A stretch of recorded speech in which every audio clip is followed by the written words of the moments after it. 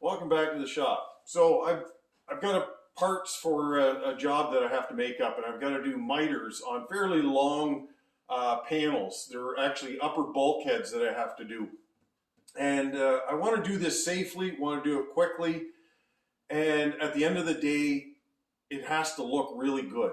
Like all your miters have to be nice and crisp. So this is just one of the panels that is going up there. It's just got about a 2.5-inch return on it on this side. And so I want to be able to miter these things. Well, how do you do it? Like you can use, like I'm going to be using a table saw, but can you do it with like a track saw, a miter saw?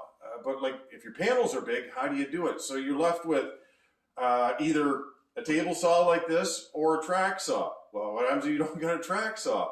Or if you do have one, is this a better method? Well, in all honesty, I find this to be a much more efficient method of doing big miters on big panels.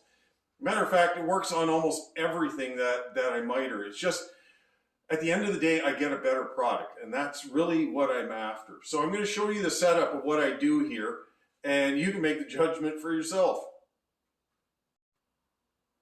All right, so here's the setup. So I've got a waste board on here, just a scrap of anything. This just happens to be a piece of 1/2-inch melamine.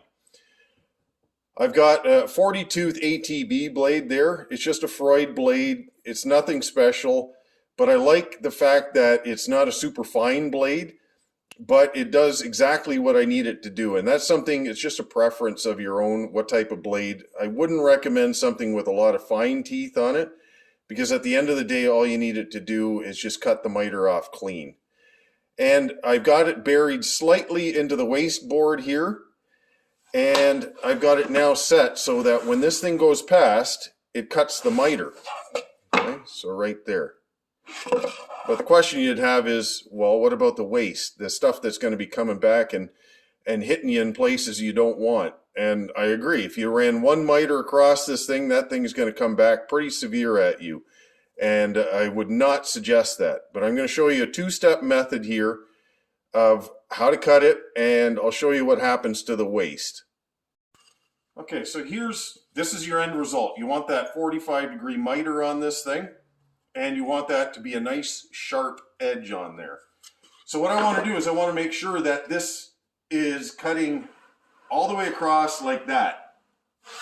But the question you're going to ask is, well, what about the waste? The waste is going to want to fly back at you, and I totally agree.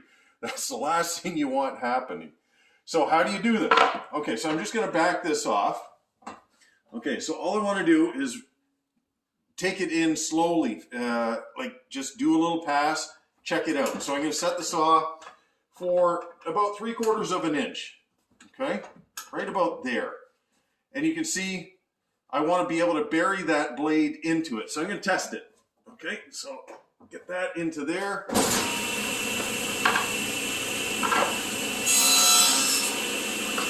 All right.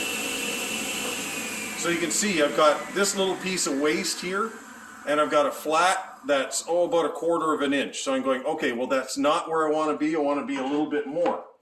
So I'm just going to move it to about 1 inch. I'm going to raise the blade up into it again.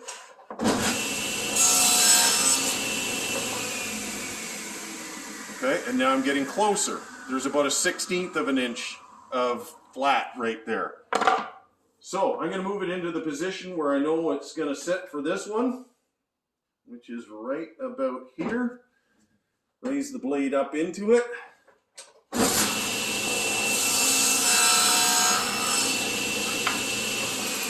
Okay, and now I've got a nice sharp miter. Okay, but now I got to deal with this part here, the waste that's coming off. So all I've done is I've just got some sacrifice boards here. I'm just going to put them on. Just clamp them on. Okay, and this is 3/8 of an inch MDF. Just some scraps that I had left lying around here. All right, so I got that set up.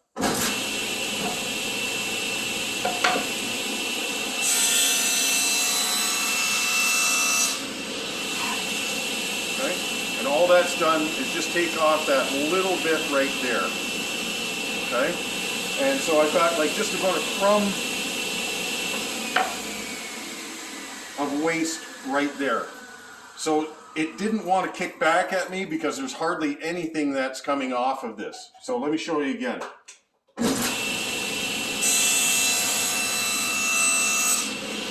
Okay? I'm going to go all the way around this panel.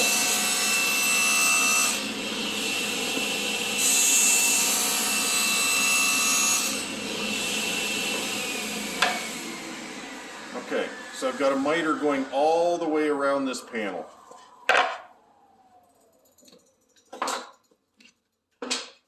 Now I've got my next sacrifice board. There we are. And this one's 1/4 of an inch.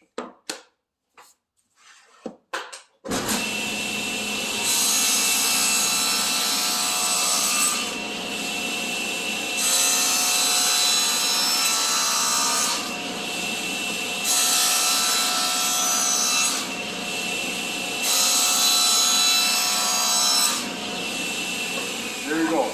Again, nothing is kicking back at me. And now I've got about 1/4 of an inch of flat here.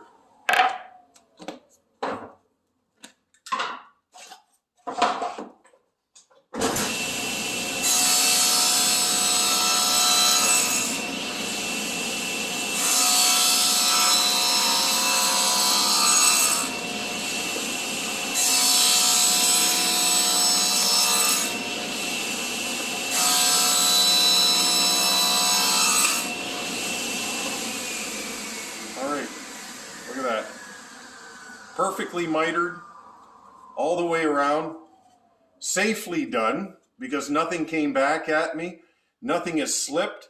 Like even if there was something that was a bump on it, you can just push it in again and it'll clean it right up. But I've got a nice crisp miter on this panel. It's such a simple way of doing it, and it's a safe way of doing it.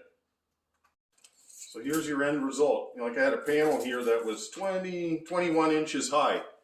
So think about how hard that is to cut that and how easy it is with this kind of approach. I found that this, after I figured this out, it was like, okay, I know that I can safely do large miters on a table saw. Obviously, if you've got something 4 feet long or something like that, you probably need some help to be able to hold it down. But anything within this range, I have no problem doing it all by myself. I would need help, obviously, if something was 4 feet or bigger, like longer or whatever. But you can also put things to hold it down as well. So like even rollers to hold the panel down as you push it through. So there's many options you can do if you're alone and you have to do this. But at the end of the day, you want it done. You want to have the quality of work, but you also want to have it safe at the end of the day. You don't want to get hurt. So this is the best way I've found for doing this in a shop, how to do a miter, how to do it by yourself, and how to do it safely. Anyways, hopefully this can be helpful for you.